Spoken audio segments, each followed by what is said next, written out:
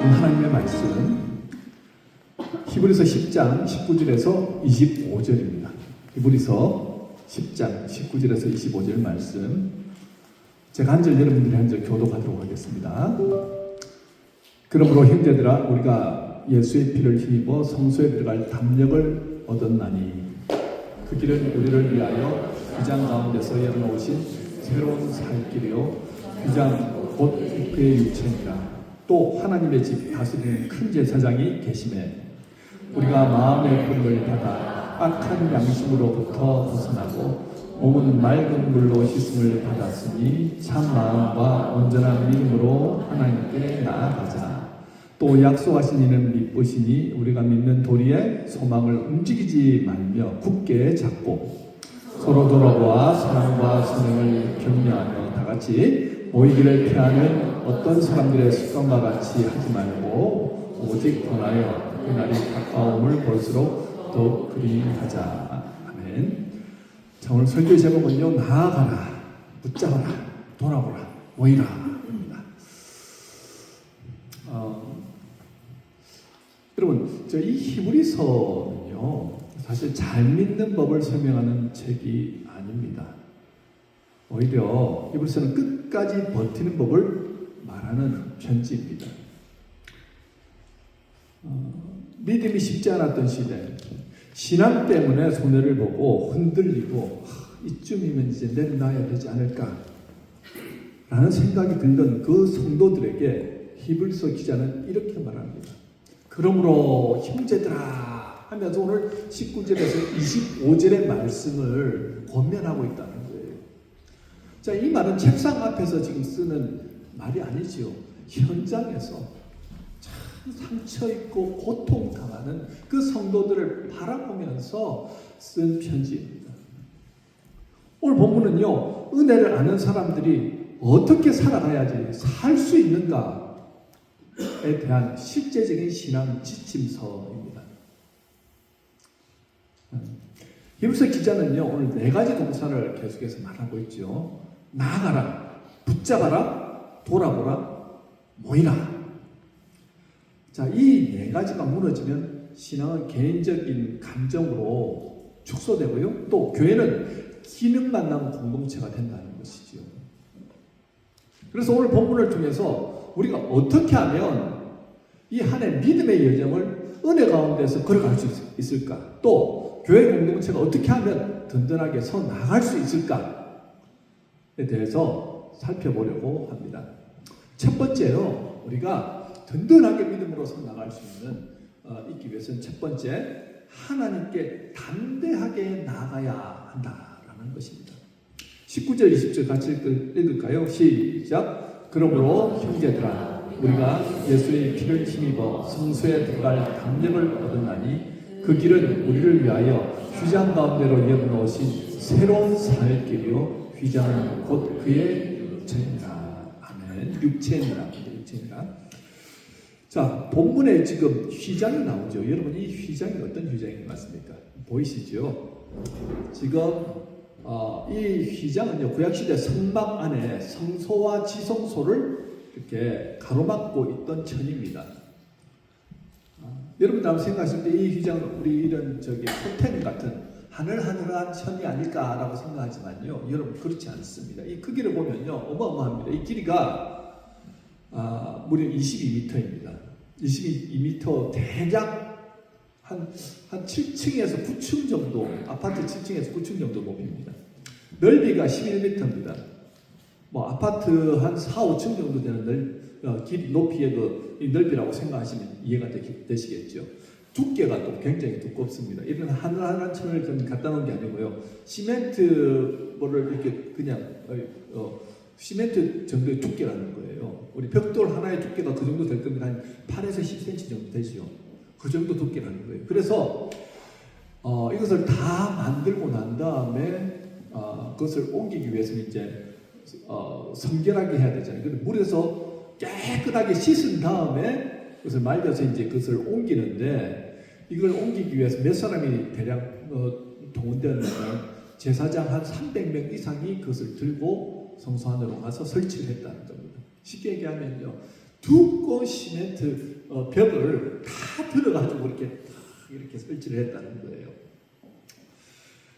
자, 이 휘장의 기능이 뭡니까? 아무나 아무 때나 지성소, 하나님의 임재가 있는 지성소에 들어갈 수 없다라고 이렇게 딱 가로막아 놓은 겁니다.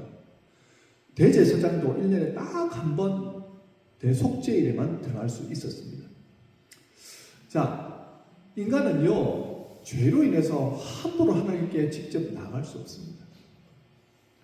그런데 거룩한 하나님 앞에 설 수 있는 사람이 누가 있겠습니까?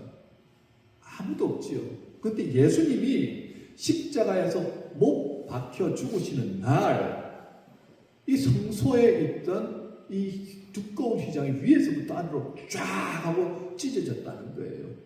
마태복음 27장 51절에 말씀하지요. 이에 성소 휘장이 위로부터 아래까지 찢어져 둘이 되었도다라고 말씀합니다. 자, 이 휘장은요, 예수님의 육체를 상징하죠. 함부로 하나님 앞에 나갈 수 없는 사람에게 예수 그리스도께서 성소의 휘장이 되어 주셔서 친히 십자가에 달려 자신의 몸을 내어 주심으로 어떻게 해요? 예수의 피를 믿는 사람, 그리고 예수가 그리스도라는 사실을 믿는 사람은 누구나 하나님 앞에 나갈 수 있게 됐다는 거예요. 함부로 지성소에 들어갈 수 없었는데, 대제사장도 함부로 갈 수 없는 그 지성소를 어떻게 해요? 이제는 예수 그리스도를 믿는 사람은 누구나 하나님 앞에 나갈 수 있게 해주셨다는 것입니다. 이것의 핵심은 이거죠. 우리는 자격이 있어서가 아니라 예수님의 십자가 흘리신 보혈 때문에 하나님께 나갈 수 있게 되었다는 것입니다. 자, 그런데요, 그 길은 어떤 길이냐? 본문 20절에 나오죠. 우리를 위하여 휘장 가운데로 열어놓으신 새로운 산길, 새로운 살길이라고 그렇게 말씀합니다. 자, 이런 새로운 살길은요, 예수님의 피로 새 생명을 얻는 구원의 길이라는 것입니다. 여러분, 그뿐만이 아니라요, 예수님의 피가 우리 삶의 모든 전반적인 문제를 찢으시고 닫힌 문을 열게 하시면서 새로운 살길로서 어떻게 해요? 인도하신다는 거예요. 여러분, 우리의 의지나 노력으로 도무지 하나님 앞에 나갈 수 없습니다. 본문 22절에 보면 뭐라고 말합니까? 우리 다 같이 읽습니다. 시작. 우리가 마음의 뿌림을 받아 악한 양심으로부터 벗어나고 몸은 맑은 물로 씻음을 받았으니 참 마음과 온전한 믿음으로 하나님께 나아가자. 자, 이게 무슨 말이냐면 예수님의 피로 속사람, 그러니까 우리의 마음과 양심이죠. 이 속사람이 깨끗하여졌고 또 하나님의 은혜로 겉사람, 이 겉사람 뭘 의미합니까? 우리의 삶과 또 우리의 존재를 의미하죠. 이 존재도 어떻게 정결하게 되었다는 거예요. 그러니까 이제는요, 우리가 숨지 말고 거리 두지 말고 담대하게 하나님 앞에 나가면 된다는 거예요.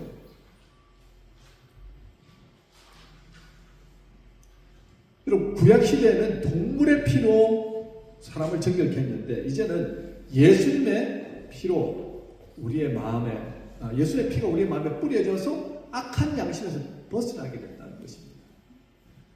그리고 제사장들은요, 성소에 들어가기 전에 반드시 물로 몸을 깨끗하게 씻었습니다. 이거 뭘 상징하냐면요, 그냥 단순한 위생을 위해서 이렇게 한 것이 아니라 하나님 앞에 이렇게 몸을 정결하게 씻음을 통하여서 하나님 앞에 나갈 준비가 되었다는 것을 상징하는 것입니다.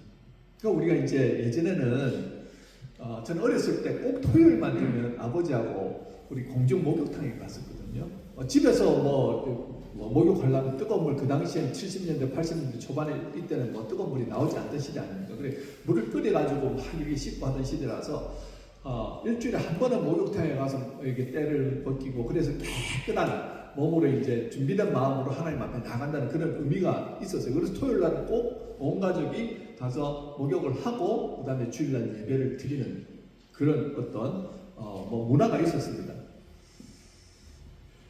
그 마찬가지죠. 이미 예수 그리스도의 피로서 우리가 정결케 됐다. 이제는 하나님이 받으실 만한 그런 존재들이 되었다는 거죠. 자, 그래서 우리가 나갈 때는 어떤 마음으로 나가야 되느냐? 참 마음과 온전한 믿음으로만 나가면 된다라고 말합니다. 이 참 마음이 뭡니까? 있는 모습 그대로 하나님 앞에서 나가면 된다는 거예요. 여러분, 우리가 예수 그리스도를 믿었는데 그럼에도 불구하고 죄를 짓잖아요. 그럼에도 불구하고 넘어지잖아요. 그래도 예수님이 우리의 죄를 대신해서 십자가에서 피 흘려 주신 그것으로 인해서 너희들은 이제 하나님 앞에 나갈 수 있다는 거예요. 그래서 오늘도 여러분들이 이 자리에 나서 하나님 앞에 예배 드리는 거 아닙니까? 그것이 은혜지요. 아무에게나 주어진 은혜가 아닙니다. 예수를 믿음으로 구원받은 사람들에게만 주어진 그 놀라운 은혜라는 거죠. 그것뿐만이 아니지요. 우리가 나아갈 때 참 믿음이 뭡니까? 맞습니다. 예수님이 나를 구원해 주셨습니다. 라는 그 분명한 믿음으로 하나님 앞에 나아가는 거예요. 예수님이 보증한다는 거예요. 저와 여러분이 오늘 이 자리에 나서 예배드리고 저와 여러분이 하나님 앞에 당당하게 나갈 수 있는 이유는 예수님이 보증해 주시기 때문에 우리는 그걸 믿음으로 나간다는 것입니다. 여러분, 예를 들면 이런 거 아니겠습니까? 여러분들, 제가 어린 시절 대학 다닐 때 이제 뭐 학교 갔다가 아니면 늦게까지 친구들 만나고 이제 밤에 들어갈 때는 열쇠 하나 들고는 이제 문 딱 길을 열고 탁 들어가서 큰 소리로 다녀왔습니다 하면 배고파요, 밥 주세요. 그래요. 사실 그 집의 소유권은 누구한테 있습니까? 아버지한테 있잖아요. 어머니한테 있잖아요. 그런데 마치 내 집인 양 저는 굉장히 이 집은 내 집이니까 내 마음대로 해도 된다는 마음으로 들어가서 어머니한테 배고프니까 밥 주세요. 그러면 어머니가 또 늦은 시간에 나가지고 따뜻한 밥을 차려주십니다. 그래서 당당하게 내일 내가 용돈이 필요한데 아버지 용돈 좀 주십시오 하면 또 아버지가 또 막 주시고. 왜 당당할 수가 있을까요? 제가 그 집에 아버지 집에 있으면서 뭐 렌트비를 냈을까요? 생활비를 냈을까요? 아니죠. 그런 거 한 번도 낸 적이 없거든요. 그런데 존재 자체만으로도 아버지가 인정해 주시고 어머니가 밥을 차려주시고 용돈 필요하면 용돈도 주시더라고요. 왜요? 아들이기 때문에 그렇다는 것입니다. 예수 그리스도의 피로 우리가 그냥 계속 되어졌기 때문에 그것으로 끝나는 게 아니라는 거예요. 우리의 존재 자체가요, 이제는 함부로 살던 그냥 아무런 하나님과 관련 없던 죄 가운데 살던 사람들이 아니라 이제는 양자로 격상되어서 하나님의 아들, 딸로서 이제는 살아가는 존재가 되었다는 거예요. 그렇기 때문에 하나님 앞에 나아갈 때는요, 우리가 죄가 많기 때문에 부끄러워서 그리고 하나님이 살아계신지 안 살아계신지 전전긍긍하면서 그렇게 나갈 필요가 없다는 거예요. 하나님은 당연히 이 세상 천지 만물을 창조하셨고 하나님은 나의 왕이시고 나의 아버지시기 때문에 우리가 나아갈 때는요, 당연히 권리를 주장할 수 있다는 거예요. 하나님, 저 하나님의 자녀입니다. 하나님의 아들입니다. 저를 아시죠? 저를 기억하시죠? 저 나아갑니다. 그리고 여러분들이 나아가서 하나님 앞에 담대하게 여러분들의 고난을 주장하시면 되는 거죠. 여러분, 이 특권을 마음껏 사용하시라는 거예요. 고난이 있을 때, 어려움이 있을 때, 여러분, 때때로는 우리 믿음이 무너지는 순간이 오지 않습니까? 건강에 어려움이 오거나 힘든 일을 당해서 믿음이 무너지는 순간이 있습니다. 저도 길지 않은 인생을 살아오면서요, 수많은 그런 무너짐들을 경험해 왔습니다. 그 무너짐의 그 뒤에는 뭐가 있냐면요, 걱정, 의심, 염려, 두려움이 있더라는 거죠. 하나님을 믿음에도 불구하고 그런 게 생기더라는 것입니다. 어려움이 올 때는요, 그냥 조그만 게 이렇게 와서 어려워지는 게 아니고 마치 쓰나미처럼 엄청나게 큰 것들이 와가지고 그냥 막 숨도 못 쉴 정도로, 그래서 도망가고 싶고 피하고 싶고 막 그런 경우들이 있더라는 거죠. 마치 엘리야가요, 그 능력의 종 엘리야가 이스벨 왕후가 죽이겠다는 협박을 하니까요, 정신없이 도망가는 것과 마찬가지 아닙니까? 우리는 그런 믿음의 선진들보다 믿음이 좋을까요? 우리 연약하잖아요. 부족하잖아요. 그런데 성경은 뭐라고 말하냐면 담대하라고 말합니다. 그것이 왜 필요하냐면요, 결국에는 예수 그리스도께서 핏값을 주고 우리를 사셨기 때문에 이제 더 이상 우리는 하나님과 관련 없는 그런 나 혼자 힘으로 살아가는 존재들이 아니라 하나님의 자녀, 아들, 딸이 되었기 때문에 여러분들 어떻게 해요? 담대하게 하나님 앞에 나가라는 거예요. 무슨 말이냐면요, 하나님의 자녀가 되었기 때문에, 하나님의 아들, 딸이 되었기 때문에 우리를 지키시는 분은 누구라고요? 우리를 보호하시는 분은 누구라고요? 하나님이시라는 거예요. 우리는 하나님의 손 안에, 하나님의 품 안에 있습니다. 그렇기 때문에 악한 영도에 우리를 함부로 넘어뜨릴 수 없다는 거죠. 우리가 정말 쓰러지고 넘어지고 좌절할 수밖에 없는 상황 가운데 있다 할지라도 그런 것들로 인해서 낙심하거나 무너지지 말라는 겁니다. 그럴수록 어떻게 담대하게 하나님 앞에 나가서 여러분들의 특권을 주장하십시오. 예수님의 사랑으로 제가 구원받았잖아요. 하나님 책임지신다고 하셨잖아요. 저 믿음으로 나왔으면 하나님 책임져 주십시오. 여러분들이 있는 그 모습 그대로 나가도 하나님 다 받아주세요. 마치 형자가 그 죄를 짓고 거짓골로 해서 아버지께 돌아와도 너 내 아들이기 때문에 받아준다는 것과 마찬가지입니다. 저와 여러분도 마찬가지죠. 연약하지만 부족하지만 그래서 예수 그리스도의 피를 의지하며 나오는 겁니다. 여러분 이제 언제든지 무슨 일이 있든지 어떤 고난과 환경 가운데서도 가장 먼저 기억하실 게 뭐라고요? 하나님 앞에 나는 담대하게 나갈 수 있는 존재가 되었다는 그 사실 아시고 나가십시오. 그리고 부르짖으십시오. 나 주님 또 나왔습니다. 나의 어려움 힘든 거 아시지요? 주님 아시지요? 믿습니다. 그리고 일어나는 거예요. 참 희한하게도 그렇게 담대하게 나아갔는데요. 하나님 만지시는 거예요. 위로하시는 거예요. 회복시켜주는 거예요. 누가 그렇습니까? 엘리야가 그렇죠. 신의 산 가지고 도망가가지고 하나님 나 죽을 것 같습니다. 나 이제 못하겠습니다. 그러니까 어떻게? 하나님 지시게 하시고 치유하시고 회복시키시고 위로하시더라고요. 그리고 그의 마지막 사명들을 다 감당할 수 있도록 하게 하시잖아요. 저와 여러분도 마찬가지입니다. 이 가운데 고난이 있고 힘듦이 있고 어떻게 해야 될지 모르겠다. 낙심이 오고 그렇지요. 여러분 한 가지입니다. 답은 하나님께 있습니다. 왜요?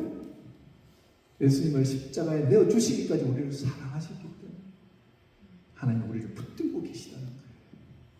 기억하십시오. 힘들고 어려울 때뿐만 아니라 그 어느 순간에도 우리는 하나님 앞에 담대히 나가서 하나님 아들 왔습니다. 저 아시지요? 기억하시지요? 하나님과 교제함을 통해서 다시 일어나신 저와 여러분 되시길 주님의 이름으로 축원합니다. 아멘. 두 번째는요. 소망을 굳게 잡아라고 말씀합니다. 본문 23절에 뭐라고 말합니까? 시작. 우리가 믿는 우리의 소망을 움직이지 말고 굳게 잡으며 약속하신 이는 믿으십니다. 아멘. 자, 이 소망은 예수 그리스도의 피로 우리가 하나님께 받아줬다라는 그 분명한 믿음과 그 다음에 앞으로 장차 완성될 구원, 그러니까 무엇입니까? 우리의 육신의 장막이 끝나는 날에는 반드시 우리가 천국에 가게 될 것이라는 분명한 그 소망, 믿음에 대한 소망입니다. 구원받은 성도는요, 이 소망을 굳게 붙잡으셔야지 어떤 고난과 어려움이 와도 흔들리지 않습니다. 이 소망이 있는 사람들은요, 함부로 삶을 살지 않습니다. 초대교회 시절에 핍박과 박해가 와가지고 성도들이 뿔뿔이 흩어질 수밖에 없는 상황 가운데 있었을 때 이 소망을 가지고 있었어요. 나는 이제 죽어도 천국에 간다. 하나님이 나를 예수 믿음으로 구원받은 자들은 어떻게 해요? 죽으면 천국, 영원한 생명을 보장하셨다는 그 분명한 믿음으로 그들은 어디로 갑니까? 믿음 생활하기 위해서 지하 동굴에 카타콤으로 들어가더라는 거죠. 고난 가운데 정말 내가 이제 죽을지도 모른다. 내 인생이 끝날지도 모른다. 잡히면 사형이다. 십자가형이다. 사자의 밥이 된다. 그럼에도 불구하고 그들은 포기하지 않습니다. 무엇이기 때문에요? 천국에 대한 분명한 믿음과 소망이 있기 때문입니다. 여러분 우리가 인생을 살아가면서 반드시 우리의 마지막 날이 옵니다. 여기에서 영생할 것입니다. 여러분들 다 영생하십니다. 영원한 생명을 소유하시기 때문에 영생하죠. 그런데 이 육신의 몸으로 영생하는 게 아니고요. 어느 순간에는 우리의 육신의 장막을 벗어난 날이 온다는 겁니다. 마치 이렇게 이렇게 눈을 감고 잠을 자다가 눈을 떴는데 어느 순간에 하나님 앞에 딱 와 있는 거예요. 그게 천국을 살아가는 사람들의 모습입니다. 이 땅 가운데서는 병이 걸려서 막 심각한 암이라든지 아니면 중병에 걸려가지고 끙끙거리면서 고통 가운데 살았는데 눈을 떴는데 너무 가벼운 겁니다. 하나님 나라의 백성으로 정말 이 질병과 고통과 고난이 없는 하나님 안에서 진정한 평화와 기쁨, 만족을 누리면서 사는 바로 그 천국에 탕물대가 와 있더라는 거죠. 그 약속을 누가 하셨습니까? 예수 그리스도께서 하셨지. 내가 먼저 미리 가서 그곳에서 있을 테니까 너희들이 올 수 있도록 자기를 많이 내놓을 테니까 너희들이 이 땅 가운데서 그것을 준비하고 그렇게 예수를 믿는 그 믿음으로 나가라고 이렇게 말씀하시잖아요. 이 소망을 보이자고 가느냐 아니면은 살아보니까는 이 땅에서 사는 게 고통과 고난과 어려움밖에 없었는데 내가 굳이 이렇게 믿음 생활을 해야 되나? 여러분 이건 소망이 없는 거죠. 믿음의 확신이 없는 겁니다. 구원 받았다라고 할 수 없는 거예요. 오랫동안 신앙생활을 하셨어도 끝에 가서 믿음을 저버리는 분들이 있더라는 것입니다. 아니요. 예수 믿으면요. 나 죽어도 좋습니다. 나는 끝까지 하나님을 믿고 하나님의 뜻대로 살아가겠습니다. 그렇게 살아가는 사람들이 믿음의 사람들이라는 거예요. 요즘 매일 우리 큐티 매일 성경으로 큐티를 하잖아요. 그 지난 금요일과 토요일 내용이 이제 노아에 대한 내용이 나옵니다. 노아는 의로운 사람이라 하나님과 동행하였더라고 나오거든요. 자, 노아가 하나님의 음성을 듣고 방주를 짓기 시작한 게 거의 나이 480살쯤 되었을 때입니다. 그리고 방주가 완성되는 나이가 600살입니다. 그러니까 그가 몇 년 동안 방주를 지었다고요? 120년 동안을 방주를 지었습니다. 우리보다 다 나이가 평생을 방주를 짓는데 120년 동안 지었다는 거예요. 자, 만약에 하나님께서 저한테 너 지금 내가 홍수로 심판할 거니까 정복사 너 저기 산에 가서 방주 지어. 그런데 언제 내가 홍수 내릴 거야? 라는 말씀 안 하시고 지금 50대 중반 제게 그렇게 말씀하셨다. 그러면요. 아마 저는 하나님 저 그냥 방주 안 짓고 그냥 천국으로 갈래요? 라고 그렇게 말하고 싶어요. 근데 그는 굳이 나이 480에 방주를 짓기 시작합니다. 언제 홍수를 내리겠다 기약도 없습니다. 그냥 방주를 지어라. 산에 가서 뚝딱 떨면서 방주를 지으니까 그 사람들에게 조롱, 멸시당하고 왕따 당합니다. 와, 참. 자기하고 다르게 산다고 사람들 그렇게 왕따시키잖아요. 미워하잖아요. 그렇게 그걸 견디면서 120년 동안을 지어나가죠. 그런데 하나님은 그를 의로운 사람이라고 하는데 그 의롭다는 기준이 뭔지 아십니까? 죄 안 짓는다. 아니면 흠이 없다. 인격적으로 완성되었다. 그런 뜻이 아닙니다. 무슨 뜻입니까? 그는요. 그가 의롭게 된 한 가지 비결이 있는데 그게 뭐냐? 하나님을 경외하고 하나님을 끝까지 바라보고 하나님과 동행하는 삶을 살았다는 거예요. 보이지 않는 하나님인데 그는 마치 보는 하나님처럼 항상 하나님과 함께하는 삶을 살았다는 것입니다. 여러분, 노아도 홍수가 끝난 다음에 포도나무를 심어가지고 포도 열매로 포도주를 만들어가지고 먹었다가 취해가지고 옷을 벗고 장막에서 사는 것을 들켜가지고 아들 함이 다른 아들들에게 가지고 아버지가 술 먹고 나서 뻘거벗고 저기 자고 있다고 이렇게 얘기했다는 이유로 그 아들을 어떻게 해요? 자손 만대 저주를 받게 될 것이다 하고 저주하잖아요. 그런 아버지가 어디 있습니까? 인격적으로 완성된 모습이 아니죠. 그럼에도 불구하고 하나님은 그를 어떻게 해요? 의롭게 여기시더라는 거예요. 하나님과 동행하고 하나님의 뜻을 아니까 110년간 그 방주를 지으면서도 흔들림 없이 끝까지 그는 이것이 하나님께서 나를 부르신 목적이라는 것을 알고 끝까지 그 일을 감당하더라는 거죠. 하나님은 그를 통해서 내가 새로운 세상을 열어가겠다. 홍수로 심판해서 모두가 다 죽게 될 것이지만 내가 너와 너희 자손을 통해 가지고 이제는 새로운 세상을 열어가겠다라고 하신 겁니다. 그걸 붙들고 끝까지 믿음으로 살아가더라는 거예요. 여러분, 우리가 이 땅에 부르심을 받았을 때는요, 힘들고 어렵게 살라고 우리를 불러주신 게 아니잖아요. 하나님께서 부르신 목적이 있습니다. 하나님의 뜻이 있습니다. 잘 모르시겠어요? 하나님과 동행하십시오. 하나님의 은혜 가운데 날마다 걸어가십시오. 하나님께 물어보십시오. 하나님 나를 불러주셨다면 내가 무엇을 하겠습니까? 우리 아까 기도 드렸던 집사님 말씀하셨잖아요. 하나님 우리 교회 공동체 목적이 무엇입니까? 복음을 전파하고 사랑으로 하나 되어주고 서로 격려하고 칭찬하는 공동체가 되기를 원합니다. 맞죠? 우리 교회 안에서 그 일들을 이루어 나가는 거예요. 예수 믿는 사람들이 서로 사랑하고 섬기고 아끼고 그리고 복음을 전파하고 예수의 제자로 삼아서 세상 가운데 나가서 정말 예수 안에서 누리는 그 기쁨과 즐거움을 세상 가운데 보여주고 복음을 그렇게 삶으로 보여주는 공동체. 그 일을 하면서 나중에는 육신의 장막을 벗어나는 순간 우리는 자연스럽게 성화된 모습으로 하나님 나라에 가게 된다는 거죠. 이 소망 붙들어야 돼요. 우리는 분명히 천국에 가게 될 것인데 천국에 가기까지 나는 오늘 고난만 당하고 가는 게 아니에요. 분명한 소망, 주님께서 나를 부르신 그 분명한 목적을 가지고 오늘도 서 나가라는 거지. 세 번째는요, 서로 돌아보라고 말합니다. 돌아보라. 교회가 든든히 서 나아가고 믿음의 사람들이 정말 이 2026년 한 해를 우리 교회가 든든하게 하나님의 뜻 안에 서 나갈 수 있는 비결이 뭐냐? 서로 돌아보아야 한다는 거예요. 믿는 도리의 소망을 굳게 잡은 자들이 해야 할 일이 바로 서로 돌아보는 일입니다. 여기 믿음의 공동체에게 주시는 축복이 있습니다. 타락한 인간들이 특징은 무엇입니까? 타락한 인간들의 특징은 서로 믿지 못하는 거예요.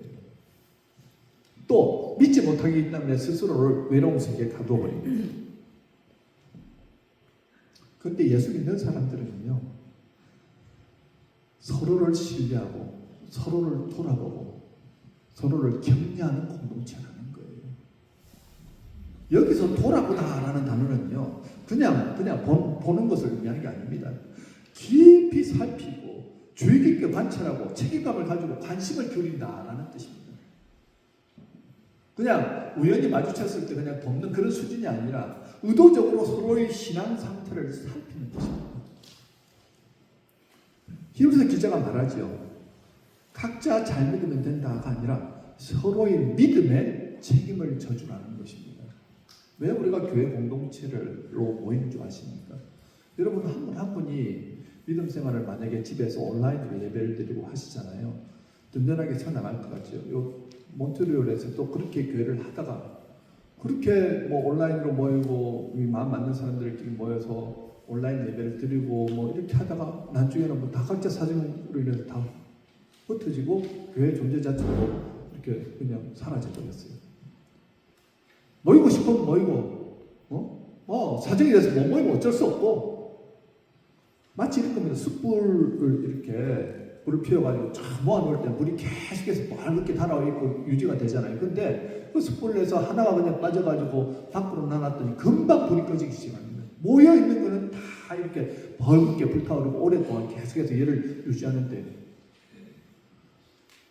교회 신앙생활은요 절대 혼자서 할 수 없습니다. 우리가 무리를 이뤄 약한 동물에서 무리를 모여가지고 이렇게 하잖아요. 또 베이비 이렇게 양이라든지 말이라든지 무리 속에서 가다가 조금만 처지면은 늑대나 하이에나가 와가지고 금방 잡아채 버리잖아요. 악한 영은요 이렇게 혼자서 배회하고 혼자서 방황하고 혼자서 이렇게 넘어져 있는 연약한 지체를 가만히 놔두지 않습니다. 가가지고 아예 주님의 몸된 교회를 잊어버리고 믿음 생활 하지 못하도록 어떻게 해요? 그렇게 마음과 생각을 완전히 휘어감아서 끊어버리더라는 거죠. 여러분 예수를 믿음으로 구원받은 사람은 자기 혼자 복받고 자기 혼자 잘 살려고 이 땅에 보내준 사람들이 아니고 나로 인해서 축복의 통로가 돼서 바로 옆에 있는 사람들에게 세워주는 공동체가 되어야 된다는 거예요.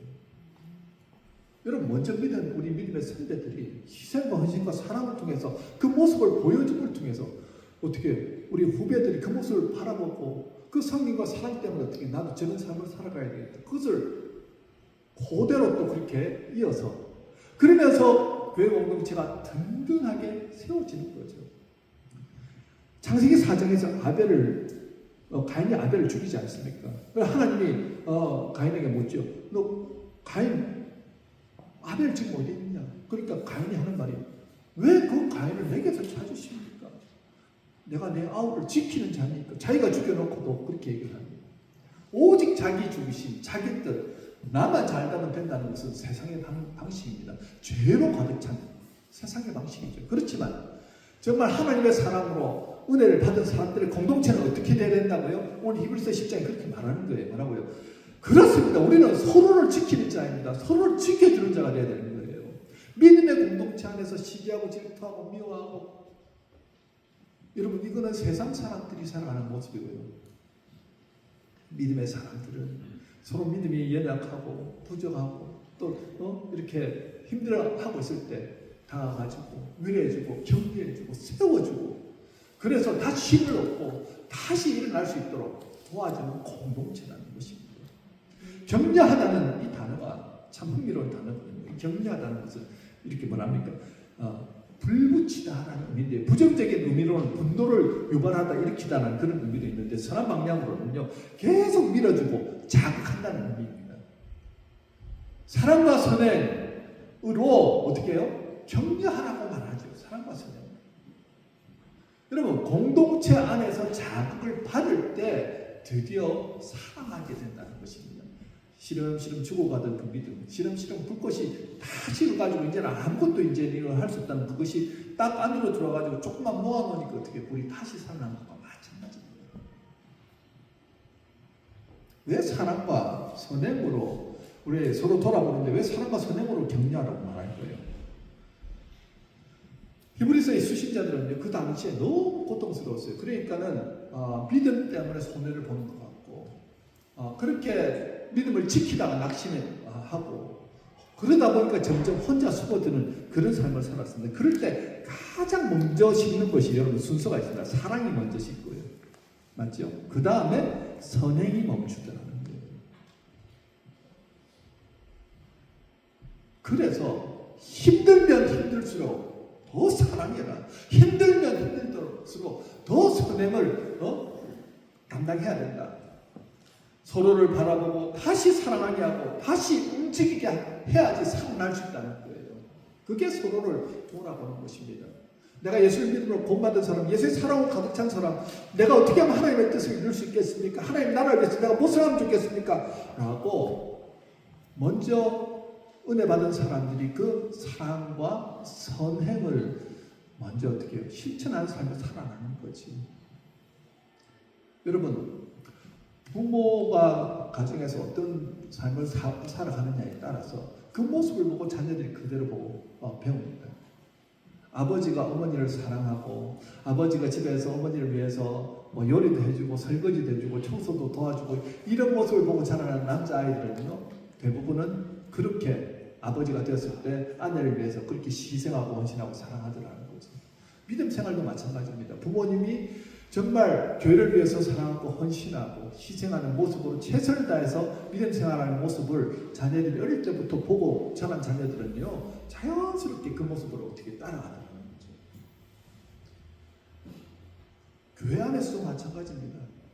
여러분 우리는 이기적인 존재입니다. 우리는요 예수를 믿었지만 여전히 누군가를 미워하고 싫어하고 시기하고 질투하고, 교회에서 싸움이 없으면 좋잖아요. 근데 왜 싸웁니까? 다 마찬가지입니다. 우리의 아직 옛 자아가, 옛 본성은 그대로 남아있죠. 그렇기 때문에 오늘 히브리서 기자는 더 사랑해라, 더 선행을 하라고 그렇게 말씀하는 거예요. 왜요? 우리는 할 수 없어요.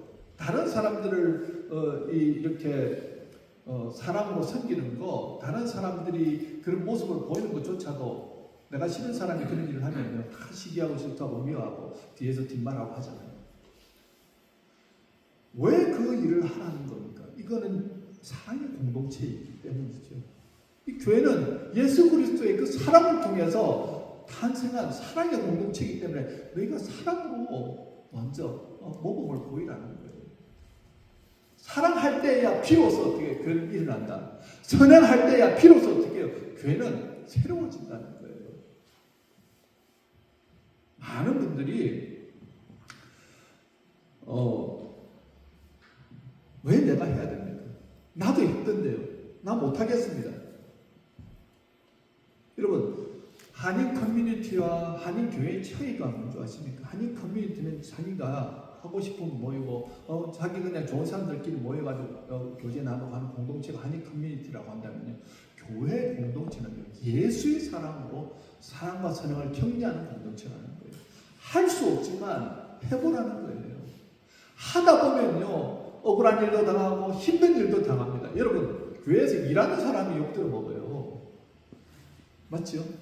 희생하고 헌신하는데 뒤에서 뒷말도 나오고 나에 대해서 안 좋은 소리도 나오고 그럽니다. 그렇지만 그를 계속 감당하면서 어떻게 해요? 나의 성품이 이런 일 때문에 깎이고 저런 일 때문에 이렇게 하나님께서 만져가심을 통하여서 우리도 모르는 사이에 어떻게 해요? 예수 닮은 모습으로 인격과 성품이 변화되더라고요. 자연스럽게 섬김과 희생을 통해서 예수 닮은 모습으로 변화되집니다. 그래서 우리가 어떻게 해요? 육신의 장막을 벗는 그 순간에 천국에 갈 때는 다 예수님 닮은 모습으로 천국에 가게 된다는 거예요. 지금이 바로 사랑과 선행을 통해서 깎여 나가는 과정이라는 겁니다. 본성으로는 할 수 없습니다. 그렇기 때문에 어떻게 명령하죠? 너희들 교회는 서로 돌아보고 사랑과 선행으로 격려하는 공동체야. 네가 먼저 그렇게 실천해야 돼 라고 오늘 우리에게 권면하고 있습니다. 그럴 때 교회는 든든하게 세워지는 거예요. 그럴 때 사랑으로 다시 일어납니다. 위로가 있고 또 격려가 있고. 여러분 어떤 분들이 일하시잖아요. 그래 좀 자기를 내세우기 원하는 분도 있어요. 제 눈에도 보이는 분들이 있습니다. 자기를 내세우거나 직장 받기를 원하거나 칭찬해 주세요. 교회에서라도 박수 쳐주세요. 인정해 주세요. 잘하십니다. 최고입니다. 멋집니다. 좀 나와서 일하는데 저 사람 나서 꼴보기 싫어. 난 싫어. 이 모습은 하나님 기뻐하시는 모습이 아니라는 거예요. 좀 부족해도 좀 어설퍼도 잘한다. 칭찬해주고 격려해주고 그렇게 하면서 하나님께서 어떻게 그 사람을 세워나가십니다. 그때까지 우리는 어떻게 기다려주는 거지.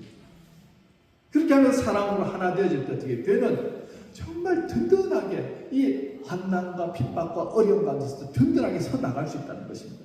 네 번째는 마지막입니다. 모이기에 힘쓰는 공동체가 되어야 됩니다. 25절 말하죠. 모이기를 피하는 어떤 사람의 습관과 같이 하지 말고 오직 권하여 그날이 가까움을 볼수록 더욱 그리하자. 헬라어 원문에는 피하다라는 말은요. 의도적으로 반복적으로 습관적으로 떠난다는 것을 의미합니다. 잠깐 결석한 거 말하지 않습니다. 어떤 일이 있어서 빠진 것도 말하지 않습니다. 어쩌다 못 모이는 것이 아니라 굳이 안 모여도 된다는 생각이 굳어진 상태를 말합니다. 여러분 한 번, 두 번 안 나가다 보니까요. 안 나가도 되네. 뭐 굳이 못 되면 나가지. 완전히 그것이 안 나가도 되는 것으로 딱 굳어지니까 가나안 성도가 되는 거예요. 안 나가 성도가 되더라는 것입니다. 이런 일이 생긴 데는 다 이유가 있지요.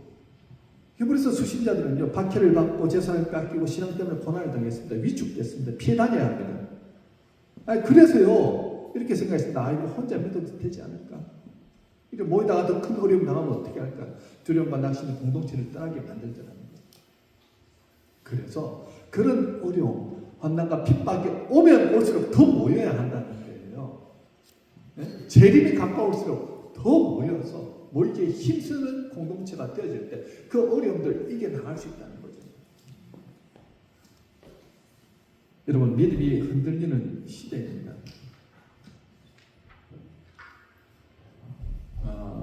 공동체는요 문제 없을 때 필요한 게 아니라 문제가 올 때 버틸 수 있도록 만드는 구조가 이 교회 공동체입니다. 코로나 이후에 많은 성도들이 말했습니다. 집에서 예배 드려도 괜찮을 줄 알았습니다. 그런데 시간이 지나면서 이런 고백하죠. 기도도 줄었고 말씀도 흐려졌고 신앙은 점점 내 생활에 주변부로 밀려났습니다. 모이지 않는 신앙은요 결국은 버티지 못하더라는 거죠. 여러분 교회 공동체의 모임은요 부담이 아니라 은혜의 통로입니다. 예배는 의무가 아니라 영혼의 호흡입니다. 공동체는 완벽해서 필요한 것이 아니라 우리가 연약하기 때문에 필요한 것이라는 거예요. 그러므로 그날이 가까울수록 어떻게 더욱 모이기에 힘쓰는 저와 여러분이 되시길 주님의 이름으로 축원합니다. 아멘. 자, 말씀 맺습니다. 첫 번째는 뭐라고요? 굳게. 첫 번째는 나아가라. 어디로요? 하나님 앞에 담대하게 나가십시오. 두 번째는요, 소망을 굳게 붙잡으라는 거예요. 천국에 대한 소망. 그 믿음을 가지고 나아가십시오. 세 번째는 서로 돌아보는 공동체가 되십시오. 네 번째는 무엇보다도 모여야 된다는 것입니다.